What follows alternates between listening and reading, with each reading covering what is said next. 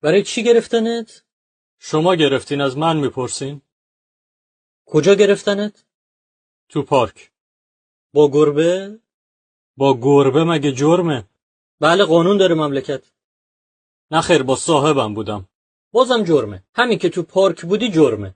چرا؟ چراش به خودمون مربوطه. قانونه.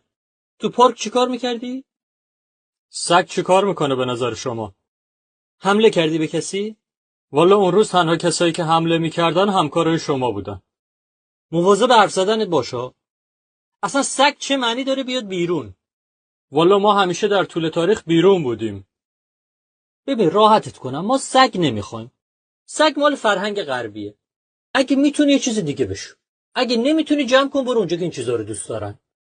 یعنی چی یه چیز دیگه بشم؟ یه چیز دیگه بشو. این همه حیوان یه چیز دیگه بشو. چطور ما با بقیه حیونا مشکل نداریم؟ چی بشم مثلا؟ یه چیز دیگه. گوسفند ما مشکل نداریم. قناری ما مشکل نداریم. مرغ ما مشکلی نداریم. من نمیفهمم من چجوری یه چیز دیگه بشم. مثل اونا رفتار کن.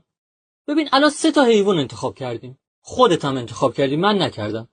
الان یکیشو قطعی کن که دیگه این پروندهت بستش بری سر خونه زندگیت به سلامتی. گوسفند، قناری، مرغ.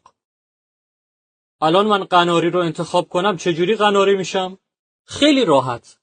بیا یه منقار بهت میدیم، یه قفس هم مثل این بهت کادو میدیم، میری میشینی توش. نری یا ماده؟